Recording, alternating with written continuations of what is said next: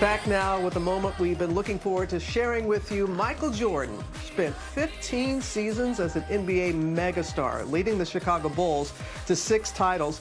He's a multiple MVP, 2-time Olympic gold medalist. And now the new ESPN documentary series, The Last Dance, is telling the story of his final season with the Bulls and how the team became one of the greatest dynasties in sports history, with never-before-seen footage. Michael Jordan, he is going to join us live exclusively in just a moment. There he is at home. But first, let's take a look back. Good evening, everyone, and welcome once again to Bulls basketball. There was no basketball team more dominant in the 90s than the Chicago Bulls, led by the one and only Michael Jordan.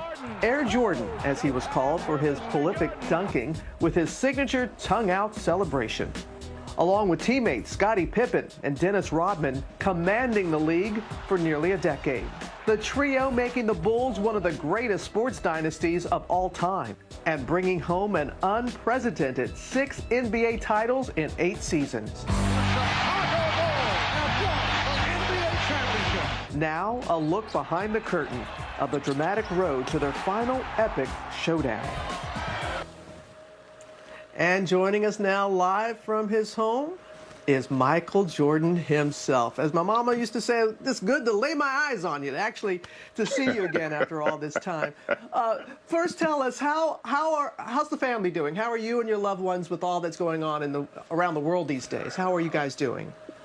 Well, we're blessed, obviously. You know, we get a chance to spend a lot of time together, so I'm quarantined down here in Florida with my wife and my 2 kids, and stay in contact with my other 3 kids via the phone. But my family's doing well. Mom, brothers, sisters, everybody's doing well. So we're very blessed, especially with what's going on in the world. And look, our hearts and our prayers go out to all the tragedies and the families that are enduring this unbelievable tragedy that's happening to America and to the world. To the world. And thank you for that. And it's something that people feel, and they're looking for a distraction, if you will. And it's great that this series has been moved up. It was supposed to debut later, but people were just clamoring for something to give them inspiration and hope. And this docuseries really does this. It chronicles that final championship run, that final time that together with the Bulls. Michael, what do you remember most about that final year? Well, it was a trying year. We all were trying to enjoy that year, knowing that it was coming to an end. I was hoping that, the beginning of the season, it basically started when Jerry Krause told Phil that, he can go 82-0 and he would never get the chance to come back. And, knowing that I married myself to him, obviously, and if he wasn't going to be a coach, then, obviously I wasn't going to play. So Phil started off the year by saying this is the last dance, and we played it that way.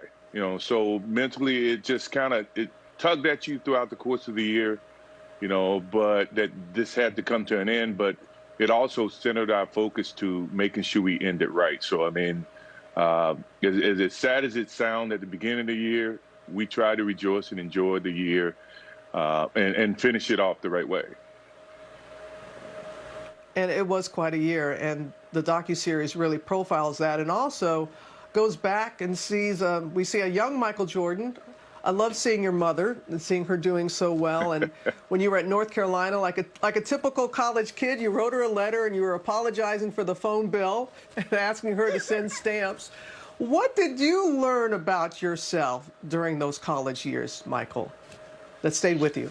Well, I think that, it's a little different today. I mean, quite frankly, I had a phone bill that was probably $60 or a little less, and I only had $20 in my account. So, I mean, and the thing that, people are going to learn, and, my kids laugh about it when they see it, but we used postage stamps back in those days, where, I had to ask my mom to send me postage stamps. So, I mean, looking at the video, you're going to see a lot of things that people tend to forgot, that life was this way. I mean, we didn't have Instagram, we didn't have Twitter. So, I mean, you had to live life as it came, and each day you preciously protected it, and you learn the education aspect, spending time with friends and family.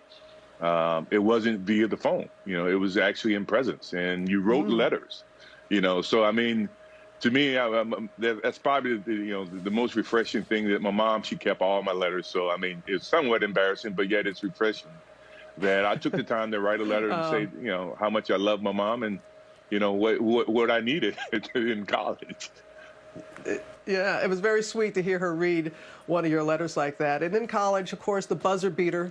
82, winning the national title. You said in the documentary that was the moment that you went from Mike to Michael Jordan. What did you mean by that?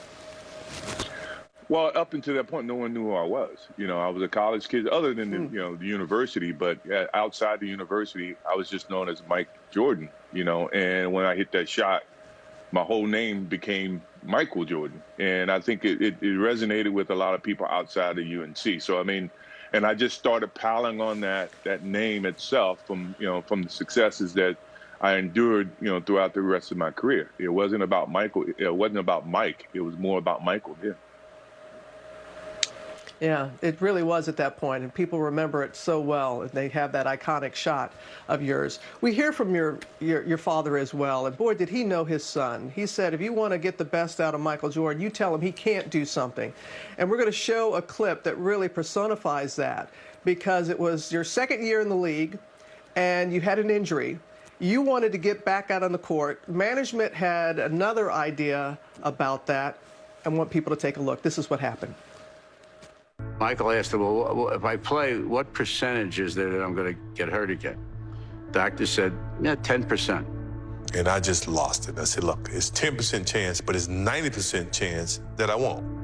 And then I chimed in to the doctors, what happens if the 10% kicks in? And they said, well, then his career would be over. Wow, everybody's just thinking about the negative. Well, I think the glass is half full. Everybody thinks it's half empty. So I said to Michael, you're not understanding the risk-reward ratio. If you had a terrible headache and I gave you a bottle of pills and 9 of the pills would cure you and 1 of the pills would kill you, would you take a pill? And I looked at him, I said, depends on how bad the headache is. Okay, I gotta apologize to your mom that but we did bleep it out. But sorry that we used that particular clip. I know Dolores is going like, really, really. But where did that perseverance, that drive, come from, Michael? Where does it come from? My parents. My father worked at General Electric for years. He was trying to provide for his family. He moved all over, southern North Carolina. My mom worked for a bank. She worked for Corning Glass. I mean, they were hardworking people. And they instilled that in not just me, but my brothers and sisters. So, I mean, and I just lived vicariously through them and lived and learned it from them. And, it just became a part of my nature, and I always look at a negative and turn it into a positive. Fortunately, things like that happens in our life. And as I try to teach my kids, just take that negative, learn from it, and turn it into a positive. And that all came from my parents. Yeah, and you were keeping up with your brothers as well. We learned that in the docuseries that you were a tight-knit family, and they really, really, you guys pushed each other to be the very best, and that's certainly I wouldn't be here